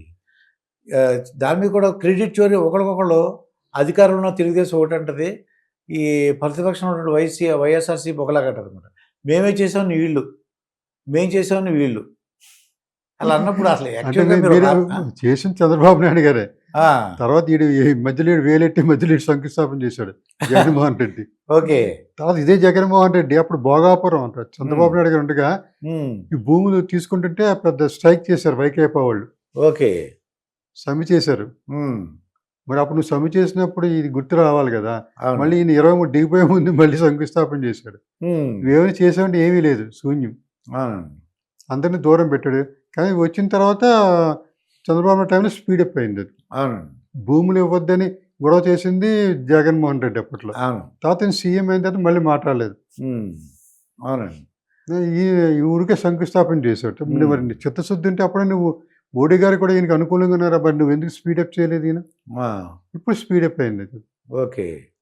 నేను 75%, 80% ఆడు చేసేసాను. 20% ఇప్పుడు వీళ్ళు చేశారు. జీఎంఆర్ కూడా 13 నెలల్లో చేసినట్టున్నారు ఐ థింక్. హ్మ్. 13 నెలల్లో వాళ్ళు 15, 16 నెలలని 13 నెలలని చేసి చూపెట్టారు ఈళ్ళు. హ్మ్. ఒకటండి ఒక కార్యక్రమం మంచి కార్యక్రమం ఉంది. హ్మ్. డబ్బులున్నాయనుకోండి మనం చేయగలం. అది. దానివలన మీరు ఈ ఎయిర్‌పోర్ట్ వల్ల డెవలప్ అవుద్దంటారు మొత్తం అంతా అక్కడున్నటువంటి పార్వతీపురం గాని, విజయనగరం, విశాఖపట్నం, పార్తీపురం ఉత్తరాంధ్ర కాదు గానండి. ఇటు విజయనగరం, ఇటు శ్రీకాకుళం రోడ్డు డెవలప్ అవుద్దండి. భోగాపురం, రోడ్లు. ఇటు రణస్థలం. హ్మ్. ఆ ఏరియా డెవలప్ అవుద్ది. హైవే మీద కాబట్టి. ఇప్పుడు ఎందుకంటే శంషాబాద్ వచ్చినప్పుడు పల్లెటూరే కదండీ. అక్కడ ఏముంది? ఏమీ లేదు. ఏమి లేదు. మనకి హైదరాబాద్ హ్మ్. ఆరామ్ గానించి వెళ్తే అంతా ఓపెన్ ప్లేస్. ఇప్పుడే బ్రహ్మాండంగా 5 స్టార్ హోటల్స్ అవన్నీ వచ్చాయి. ఇప్పుడు కూడా హోటల్స్ వస్తాయండి. అంటే అవునండి. ఆర్థికంగా అభివృద్ధి చెందుతుంది. అక్కడ ల్యాండ్ రేట్లు పెరిగితే హ్మ్. అంతే బోలెడు కుర్రవాళ్ళకి ఉద్యోగాలు దొరుకుతాయి. హోటల్స్ అవును. కానీ ఇండస్ట్రీస్ వస్తాయి. హ్మ్. లేకపోతే ఇంటర్నేషనల్ ఎయిర్‌పోర్ట్ వస్తే డైరెక్ట్‌గా హైదరాబాద్ వచ్చే బదులు వాడు భోగాపురంలో దిగుతాడు. అవునండి. సో, ఈ విధమైన డెవలప్‌మెంట్ వస్తుంది. అవునండి. ఎందుకంటే ఇప్పుడు విశాఖపట్నం ఎయిర్‌పోర్ట్ మిలిటరీ వాళ్ళదండి. అవునండి. మీకు తెలిసి చాలా మటుకు నైట్ ల్యాండింగ్ ఉండేది కాదు. అవును. నైట్ ల్యాండ్ లేదు. లేదు. ఈ మధ్య 7, 8 ఏళ్ల క్రితం ప టూ 2009లో 2011లోనే మనకు పర్మిషన్ ఇచ్చారు నైట్ ల్యాండింగ్. ఓకే. 17 ఏళ్ళు అంతకుముందు నైట్ ల్యాండింగ్ లేదు. హ్మ్. సాయంత్రం అయితే ఫ్లైట్‌లు ఆఫ్ చేశారు. మిలిటరీ ఆపరేషన్స్ జరిగేది. ఓకే. ఇప్పుడు అది మిలిటరీ వాడికెళ్ళిపోతే మనకి అంటే ఒక ఎయిర్‌పోర్ట్ వచ్చింది. హ్మ్. ఇప్పుడు అన్నీ ఇంచుమించుగా బ్రిటిష్ టైమ్‌లో డెవలప్ చేసిన ఎయిర్‌పోర్ట్‌లే మనకి. ఇటు విజయవాడ గాని, మీకు హ్మ్. తాడేపల్లిగూడెం గాని, ఇక్కడ బాడంగ్ అని రాజాం దగ్గర గాని, అవునండి. ఈవెన్ ఇది కడప ఇవన్నీ కూడా కర్నూలు ఇవన్నీ కూడా బ్రిటిష్ వాళ్ళు డెవలప్ చేసిన ఎయిర్పోర్ట్ ఇప్పుడు మనం వాడుకుంటున్నాం. అవునండి. మొన్న తాడేపల్లిగూడెంలో చూశానండి. ఆ ఎయిర్‌పోర్ట్ అంటే అది అంటే ఉంది గానీ దాన్ని ఏం చేశారంటే దాన్ని ఈ రైతులు ధాన్యం ఆరబెట్టుకుంటున్నారండి. అవును. చూశారు. ఇది ఎయిర్‌పోర్ట్ అని చెప్పారన్నమాట అప్పుడు. అది ఫ్లైఓవర్ కింద వస్తుంది మనకి. అవునండి. ఇప్పుడు హైడ్రా రంగనాథ్ తెలంగాణకొచ్చారనుకోండి సార్. హైడ్రా రంగనాథ్ గారికిను హైకోర్టు అక్షింతలేసిందని. అలా అక్షింతలేసారనుకోండి అంటే ఈయన నేనేమంటాను నేను మంచి పని చేస్తున్నాను. ప్రజలకు ఉపయోగపడేలాగా నేను హెల్ప్ చేస్తున్నా అంటారు. కోర్ట్ ఏమన్నా అంటే కోర్టు ధిక్కారణ అంటే అంటున్నారు. ఇయన్నీ చూసారా సార్ అంటే ఏమనిపిస్తుంది ఆయనకి మీకు? 63 కేసుల్లో కోర్టు ధిక్కారణ వచ్చిందని అన్నారనమాట. హ్మ్. అదేమీ లేదు అని ఆయన అంటారు. అంటే హ్మ్. ఇవాళ ఏదో ఫర్మ్ ఉంది కదా! దానికి ఎగ్నెస్ట్‌గా వీళ్ళే హైడ్రా వేశారు. అండి. హైడ్రా కాదండి. ఈయన లోతుకుంట వ్యవహారంలో వాళ్ళే వేశారు. 63 కేసులు అని ఈయన అంటారు. హ్మ్. ఇప్పుడు ఆయనకి ఫర్‌గా మొన్న మధురా నగర్ అక్కడ కూడా పెద్ద ర్యాలీ తీశారు. ర్యాలీ. ఇది కోర్టు వ్యవహారం కాబట్టి మనం ఏమి అవును. కామెంట్ చేయలేమండి. ఆ! చేయడం కూడా మంచిది కాదు. మంచిది. అంటే నేననేది ఏంటంటే ఒక మంచి పని చేసినప్పుడు ఇలాంటివి కూడా అవరోధాలు వస్తాయి. అంటే అవును. మీరు అవును. వస్తాయండి. డెఫినిట్‌గా వస్తాయి. హ్మ్. ఇప్పుడు వస్తాయండి. ఇప్పుడేని కాదు. ఇప్పుడు ఇంకా మీరు బ్యాక్‌కెళ్తే అదే హ్మ్. ఆహ్, చెప్పాను కదండీ! మన పివి నరసింహ టైంలో కూడా భూ సంస్కరణ హైకోర్ట్‌లో స్టే రావడం, హ్మ్. అవన్నీ జరిగాయి. అంటే ఒక కార్యక్రమం చేసినప్పుడు హ్మ్. వస్తాయి. ఇది బాగు చేయాలని ఏదో మూసీ నీరు ప్రక్షాళన పెట్టారు. దాని ఆ! మీద కూడా కోర్టులకెళ్లారు. దీనివల్ల అవునండి. ఇదవుతుంది పర్యావరణ హ్మ్. న్యూసెన్స్ చేస్తున్నారు. అంటే ఒక మంచి పని ఎవరైనా చేయాలనుకున్నప్పుడు హ్మ్. అప్రిషియేట్ మనం చేయలేం. ఎందుకంటే హ్మ్. ప్రతిపక్షాలు చేసిన ప్రతిపక్షాల ఉనికి ఎక్కడ ఉంటుంది మీకు? అవునండి. హ్మ్. మీకు ఉనికి కావాలంటే పోరాటం చేయాలి. 2 బస్సులు పగలగొట్టాలి. హ్మ్. నలుగురు తలలు పగలగొట్టాలి. ఇది చేస్తేనే పోరాటం అది. హ్మ్. ఇప్పుడు మీరు ఐఏఎస్ ఆఫీసర్ ఉన్నప్పుడు ఏదో కాంట్రాక్ట్‌లు ఇస్తారనుకోండి సార్. మీ చుట్టాలకి ఇచ్చేయడానికి చుట్టాలు గాని, బినామీ పేరున నడపడం గాని, అటువంటి అవకాశాలు దొరికినాయండి ఎప్పుడన్నా? మీరిప్పుడు అప్పుడేంటి విన్నారో పారదర్శకంగా ఉండేదండి. ట్రాన్స్‌పరెంట్‌గా మేము ఆ! పేపర్ నోటిఫికేషన్ ఇచ్చిన ఎవరొస్తే వాళ్ళకి ఇవ్వడం అంతే. హ్మ్.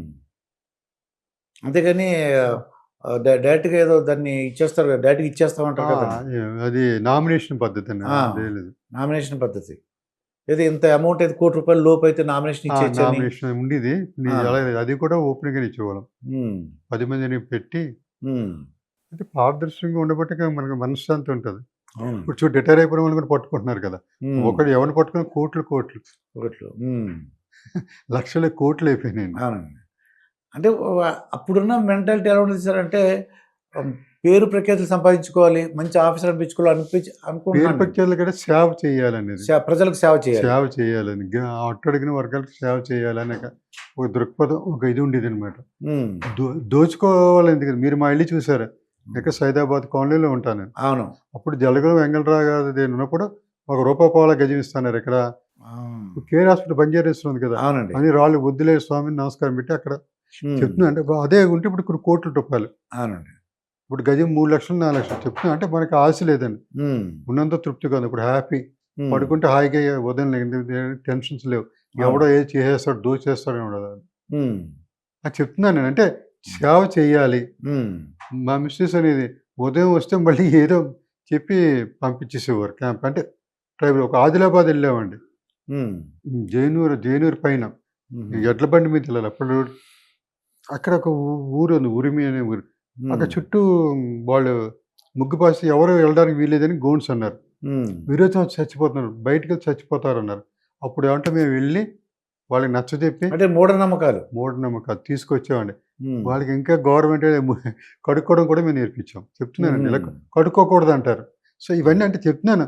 ఉద్యోగ ధర్మంలో అన్నీ చేసామండి. హ్మ్. వాళ్ళకి ఇల్లు ఇలా తుడవాలి, క్లీన్ చేసుకెళ్ళి డంగ్ పెట్టాలి. హ్మ్. డంగ్ అంటే పేడ అవన్నీ కూడా ఓకే. చేసాం. అంటే ఎప్పుడు మేము వెనకాడలేదండి. హ్మ్. ఇంట్లో కంటే వాళ్ళకే ఎక్కువ సేవ చేశాం. అదే మా ఆవిడ అంటది. బయట హ్మ్. ఎక్కువ సేవ చేశారంటే అవును. చెప్తున్నాను. హ్మ్. కుటుంబ సభ్యుల కంటే ఎక్కువ చేశారండి. హ్మ్. తర్వాత ఎక్కువ ఇప్పుడు మంది నా గోత్రం ఉంది. హ్మ్.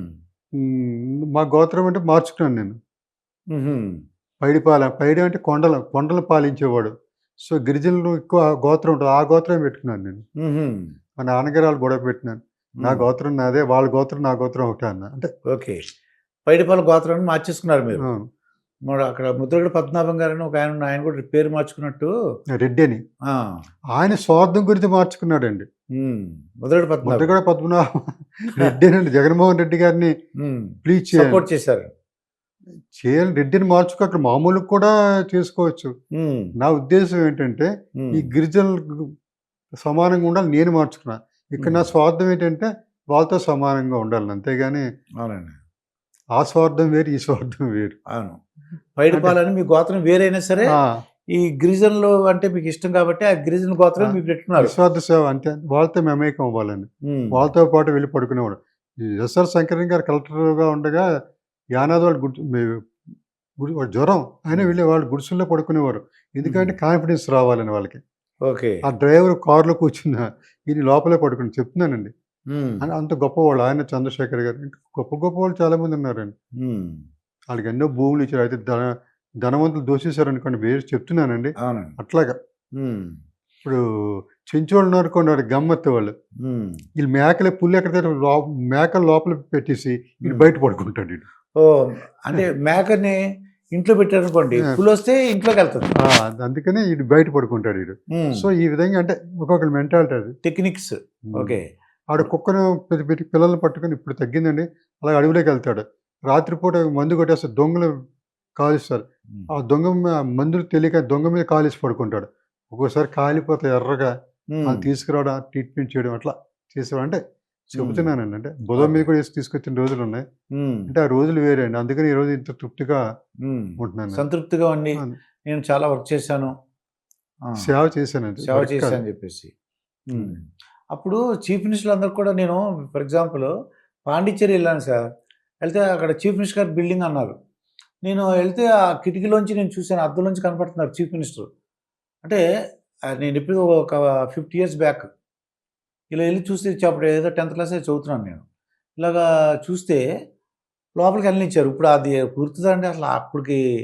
అంటే సెక్యూరిటీ అంత పెద్ద ఏం లేదు. సెక్యూరిటీ అప్పుడు లేదు. బ్రహ్మారెడ్డి గారు, సంజీవ్ రెడ్డి గారు మీరు వెంకటరెడ్డి గారి టైంలో కూడా లేదు. దానికి అంబాసిడర్ కార్లో వాళ్ళు వెళ్ళడం పోలీసు. ఇప్పుడైతే ఓ 10 కార్లు.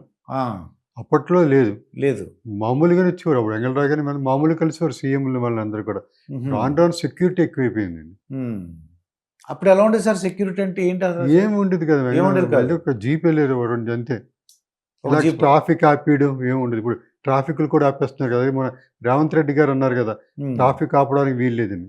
అవునండి. అట్లా అప్పుడు అసలు ట్రాఫిక్ అంటే ట్రాఫిక్ ఉండేది కాదు. ట్రాఫిక్ ఏముంటుందండి, ఏముండదు. ఆ బిట్స్ అంతా ఖాళీగా కోటి అని ఏముందండి. జలగం వెంగళ అప్పట్లో మన విద్యుత్ పక్కన ఎక్కడ ఉండేవారు చెప్తున్నాను. ఆ తర్వాత ఇక్కడ మన పంజగుట్ట మార్పిరిల్లు పెద్ద ఏం ఉండేది కాదండి. చెప్తున్నానండి. తర్వాత ఈ దర్పం ఎక్కువైపోయి అదండి ఇలా ఈ సైరన్లు అన్నీ కూడా. అవును. కేసీఆర్ గారు చీఫ్ మినిస్టర్ అయిన తర్వాత ఎన్నాళ్ళు ఆయన దగ్గర అంటే నేను డైరెక్ట్గా అదే చేయలేదు. నరసింహరావు గారిని సెక్రటరీ ఉంటే వారి దగ్గర నేను చేశాను. అంటే కానీ వెల్ఫేర్ ఒకటి చూసేవాడు. వెల్ఫేర్ ఫారెస్ట్ చూసేవాడు అనమాట. వెల్ఫేర్ ఫారెస్ట్ కేసీఆర్ గారు ఉండగా ఆ డిపార్ట్మెంట్ నరసింహరావు నరసింహరావు గారు అంటే అడ్వైజరీ టైప్ ఉండేది. అంటే ఏం కేసీఆర్ గారు ఎక్కువ కేర్ తీసుకున్నారు సార్ ఆ డిపార్ట్మెంట్ పైన? అంటే ఆయనకి ఇరిగేషన్ అంటే చాలా అభిమానం అండి. ఇరిగేషన్ ఎవరు? కేసీఆర్ గారికి. అందుకంటే ప్రతి భూమి తెలంగాణలో ప్రతి భూమి కూడా తడవాలి నీళ్ళతోటి. దుర్భిక్షం ఒక సదుద్దేశంతో ఎక్కువ కాన్సన్ట్రేట్ చేసేవాడు. అది చాలా దేవాలయాల మీద మరి యాదగిరి గుట్ట కూడా కట్టారు కదా. అవును. సో ఒక విధం ఒక స్ఫూర్తి దృక్పథం ఉన్న మనిషి. అవునండి. అంటే వీళ్ళు ప్రతిపక్షంలో ఏమంటారంటే అంటే ఈ కేసీఆర్ అంటే పడిన వాళ్ళు ఆయన పెద్ద ఇది మనకి రిచ్ ఉన్నటువంటి తెలంగాణని అప్పులు పాలు చేస్తాడు అంటారు. అప్పులు చేయదు. ఇప్పుడు ఇండియా నిన్న రేవంత్ రెడ్డి గారు చెప్తున్నారు న్యూస్లో, ఇండియా అప్పులు కూపులు కొన్ని లక్షల కోట్ల అప్పు ఉందండి మనకి ఈ IMFలో. ఓకే. ఇప్పుడు ఇండియా మోడీ గారు వచ్చేది కూడా అప్పులు చేశారు. అప్పులు చేయకపోతే ఇవన్నీ ఎందువల్ల మనం అప్పులు అయిపోతున్నామని ఫ్రీ పథకాల వల్ల అప్పులు. ఇక్కడ తెలంగాణ అప్పు ఉంది, పక్కన ఆంధ్రాలో అప్పు ఉంది, తమిళనాడులో కూడా అప్పు ఉంది. Rich state Tamil Nadu. అవునండి. అప్పులు లేకుండా నడిచే పరిస్థితి లేదండి. అంటే కేసీఆర్ వచ్చినప్పటికీ మనం రిచ్ స్టేట్లో ఉంది, ఈయన వచ్చిన తర్వాత అప్పులు చేసాడు కొన్ని లక్షల కోట్లు. అది తప్పండి. ఎందుకంటే కేసీఆర్ గారు వచ్చింది తెలంగాణ ఏర్పడ్డాక వచ్చినాయి. అప్పట్లో ఆంధ్రప్రదేశ్ అప్పులు అవి మనం సమానంగా జనాభా నిష్పత్తి పెరిగి అప్పటికప్పుడు వచ్చినాయి. అప్పులు లేని రాష్ట్రం అనేది ఇండియాలో లేదండి. మహారాష్ట్ర కూడా అప్పులేదు, గుజరాత్ కూడా అప్పులేండి. ఇండియా అప్పుల్లో ఉంది. అదండి. ఇవి ఎందుకంటే మన దౌర్భాగ్యం ఏంటంటే ఉచిత పథకాలు. మ్మ్. ఉచిత పథకాలు ఎప్పుడు మారితే అప్పుడు అదే మనం రేజ్ అవుతుంది. అంటే ఉచిత పథకాలు అంటే ఏమి ఇస్తే బాగుంటుంటారు మీ ఐడియా ప్రకారం? ఉచిత పథకాలు అంటే ఏమి ఉచితంగా విద్య చెప్పండి.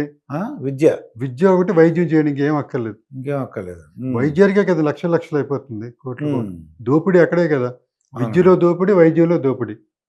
ఆ రెండు ఇచ్చేసారు కూడా గవర్నమెంట్. ఏం అక్కడ మన పవన్ కళ్యాణ్ కూడా అదే అంటున్నారు కదా, రెండు ఫ్రీగా ఇస్తే ఇంకేముందండి, అవునండి. ఏం అక్కర్లేదు. అంటే మూడో వ్యక్తి వచ్చి ఏమంటాడంటే, నువ్వు ఇంట్లో కూర్చో 18,000 ఇచ్చేస్తాను అన్నాడు అనుకోండి, ప్రజలు ఓట్లాడికి వీడు విద్యా వైద్యం అంటున్నాడు, ఏం ఎవరంట ఈయనేమో మూడో వ్యక్తి. ఇప్పుడు జగన్మోహన్ రెడ్డి గారు అట్లా అనుకోండి, నేను డబ్బులు ఇస్తాను మీకు అంటున్నారు, ఇంట్లో ఉంటే. ఇప్పుడు అలాగా ఆంధ్రాలో ఎంత అయిందండి పెన్షన్? 4,000 రూపాయి, 10 కిలోలు బియ్యం ఫ్రీ. ఇక్కడ కూడా అక్కడ కూడా అంతే ఏమండి. అవునండి. తల్లి దీవెన, తల్లి వందనం పథకం, ఇవన్నీ అవునండి. ఇవన్నీ ఫ్రీ చేస్తే ఇంకా వాడు ఏం పని చేస్తాడండి? ఇప్పుడు మన దౌర్భాగ్యం ఏంటంటే, ఈనాడు పొలం చేయడానికి ఎక్కడ జార్ఖండ్ నుంచి, బంగ్లాదేశ్, భీమవరం మనం వెళ్ళినప్పుడు అక్కడ జార్ఖండ్ నుంచి వచ్చారు కూలోళ్ళు. బీహార్, పని చేయడం జార్ఖండ్, ఒరిస్సా, బంగ్లాదేశ్ నుంచి వస్తున్నారు. అవునండి. నేను చెప్పేది అది, ఉచిత పథకాల వల్ల ఇవి మన లేజీ చేశాం. అదేం కష్టపడతాడు. శ్రీలంక, నేపాల్. నేపాల్ ఇవన్నీ అలా పెడిపోయినాయండి. ఇంకో దేశం ఉందండి ఈ మధ్య 2-3 ఏళ్ళ క్రితం, మంచి ఇది రిచ్ కంట్రీ, అది ఫ్రీ పథకాలు కూడా నాశనం అయిపోయినాయి, పేరు గుర్తు రావట్లేదు. అది కూడా అలాగే, అమెరికా పక్కన ఉంటుంది అది. ఓకే. అట్లా ఈ ఇన్ని దేశాలు కూడా దీనివల్ల నాశనం అయిపోతున్నాయి. మరి చైనా ఎందుకు డెవలప్ అవుతుందండి? అవునండి. ఈ పథకాలు లేవు కదా, ప్రతి కూడా కష్టపడాలి అది. అది ఇప్పుడు సార్, ఇప్పుడు ముఖ్యమంత్రి డైలీ రొటీన్ ఎలా ఉంటుంది సార్? మీరు అంటే ఆయన ఇష్టం అండి. అంటే జనరల్గా అంటే ముఖ్యమంత్రి పొద్దున్నే ఆఫీస్కి వచ్చారు, అసలు ఎవరు కలుస్తారు? ఆఫీస్కి ఒకసారి వస్తారు, ఒకసారి ఇంట్లోనే మీటింగ్లు ఉంటాయి. అసలు జనరల్గా ఎలా ఉంటుంది సార్ వాళ్ళ రొటీన్? అందరూ తెలుసుకోవాలి అంటే వాళ్ళ పార్టీ లీడర్స్తో మీటింగ్ అని, ఆఫీసర్తో కొన్ని రివ్యూస్ అట్లాగా. ఏ చెప్తే అది కాదు, ఇది పెట్టి అంటే దాని ప్రకారం చేస్తారండి. అంటే జనరల్ ఒక 10 గంటలకి వచ్చారనుకోండి ఆఫీస్కి, ఎవరు వెళ్ళి అంటే ఏ ఆఫీస్ పరంగా చెప్పండి, పార్టీ పక్కన పెట్టండి. ఆఫీస్ పలానా వాళ్ళు పిలిస్తే, పిఏ చెప్తే పిల్లంటే దాని ప్రకారం వెళ్తారు. ఓకే, పిఏ పిలుస్తారు. పిఏ ముందు ఒక రోజు ముందు చెప్తారు. నువ్వు రేపు ఒక్కోసారి ఆ ప్రోగ్రామ్ కూడా క్యాన్సల్ అవ్వచ్చు, వేరే ప్రోగ్రామ్ రావచ్చు, అట్లాగనమాట. అదే వాళ్ళ పిఏ ఎవరు ఉంటారో వాళ్ళు చెప్తారు. పిఏ 2-3 ఉంటారు, పిఆర్ఓలు ఉంటారు, వాళ్ళు చెప్తారండి. ఈ పోలీస్ డిపార్ట్మెంట్ కూడా వచ్చి చెప్తారండి, అంటే ఇంటెలిజెన్స్ వాళ్ళు వచ్చి ఏం జరుగుతుంది ఏంటంటే, సీఎం గారు పిలిచి అడిగితే వాళ్ళు ఇంటెలిజెన్స్ రిపోర్ట్ ఇస్తారు, స్టేట్ ఎట్లా. బాగా క్లోజ్గా ఎప్పుడన్నా చీఫ్ మినిస్టర్ ప్రోగ్రామ్స్కి అంటే ఏదో అందరూ ఆఫీసర్లు పిలుస్తారు కదండి, ఎక్కువగా ప్రతి చీఫ్ మినిస్టర్ మీటింగ్కి వెళ్ళేవారా మీరు? అది సబ్జెక్ట్ ఉంటేనే వెళ్తాను. సబ్జెక్ట్ అండి, మీ సబ్జెక్ట్ ఉంటేనే. వెల్ఫేర్, ఫైనాన్స్ ఉంటే మీరు వెళ్ళరు. ఫైనాన్స్ కానీ రెవెన్యూ ఉంటే, ఫారెస్ట్ మనం ఎలా ఉంది, వెల్ఫేర్ ఉంటే వెళ్దు. వెల్ఫేర్ ఉంటే తప్పకుండా. మరి మీరు చాలామంది ఆఫీసర్లు అండి ఎక్స్టెన్షన్ కోరుకుంటారండి, రిటైర్డ్ అయిన తర్వాత మళ్ళీ వాళ్ళందరూ చుట్టూ, పొలిటీషియన్ చుట్టూ కాళ్ళు పట్టుకొని ఎక్స్టెన్షన్ తెచ్చుకుంటారు. మీ ఫ్రెండ్ కూడా ఉన్నారు కదా అందులో, రిటైర్ అయిన తర్వాత కూడా ఎక్స్టెన్షన్ వచ్చిన ఉన్నారు, చీఫ్ సెక్రటరీలు ఉన్నారు, సెక్రటరీస్ రిటైర్ ఉన్నారు. ఇంకా వాళ్ళ ఇదేండి, అంటే బతినాడికి తెచ్చుకుంటారంటారు వాళ్ళు వెళ్ళి. ఇంకా అవన్నీ అనవసరం అండి పబ్లిక్లో. అది మనకి మీకు తెలిసిన విషయం కదా. నేను చెప్పింది వెనిజులా అండి, వెనిజులా ఇలాగే నాశనం. వెనిజులా అమెరికా పక్కన ఉంటుంది, అది కూడా అది నాశనం, ఉచిత పథకాలు ఇచ్చేసి ఒకప్పుడు రిచ్ కంట్రీ నాశనం అయిపోయింది. అయితే మీకు ఎక్స్టెన్షన్ ఏం అడగలేదు మీరు? ఎప్పుడు బయటకు వచ్చేద్దామని ఉంది, తర్వాత ఇచ్చారనుకో అది వేరే, కానీ అయిపోయింది. ఒకళ్ళకి కాళ్ళు పట్టుకొని వాళ్ళంతటా వాళ్ళు ఇవ్వాలి కానీ మనం అడగకూడదండి. అది ఈయన ఓఎస్వి ప్రసాద్ గారు ఈ ఇంకొక 1 year ఉంటే బాగుంటుంది అని అనుకుంటే, మనం వాళ్ళు అనుకునేటప్పుడు మనం అంటే స్టేట్ డివైడ్ అయిపోయింది కదా. అది కిరణ్ కుమార్ రెడ్డి గారు అనుకున్నారు కానీ స్టేట్ డివైడ్ బయటకు వచ్చాం కదా. ఓకే అండి. కిరణ్ కుమార్ రెడ్డి గారి మీద ఎలా బాగా చేశారు అంటుంటారు, ఏంటి సార్ ఆయన అంతా బాగా చాలా మంది చెప్పారండి, కిరణ్ కుమార్ రెడ్డి గారు బాగా చేశారు అంటే అడ్మినిస్ట్రేషన్ కొంచెం చేశారు, కొంచెం అవినీతి కొంచెం దూరంగా ఉంచడం. అది అంటే ఆయన కొంచెం గట్టిగా ఉంటే తెలంగాణ వచ్చి ఉండేది కాదు, రాజశేఖర్ గారి కంటిన్యూ ఉంటే తెలంగాణ వచ్చింది కదా. అవును, ఈయన కొంచెం అటు ఇటు అప్పుడు కేసీఆర్ గారు అరెస్ట్ అవ్వడం, దాంతో ఉద్యమం బాగానే చేశారండి. బాగానే చేశారు. ఓకే, చాలా మంచి విషయాలు చెప్పారు సార్. మళ్ళీ ఇంకొక ఇంటర్వ్యూతో మాకు అది మంచి విషయాలు చెబుతారు కానీ మీరు. ఇదండి retired special chief secretary doctor ఓఎస్విడి ప్రసాద్ గారితో జరిగిన ఇంటర్వ్యూ. మరొక ఇంటర్వ్యూతో మీ ముందుంటాను. మీ మాస్టర్ దుర్గాప్రసాద్. థ్యాంక్స్ అండి.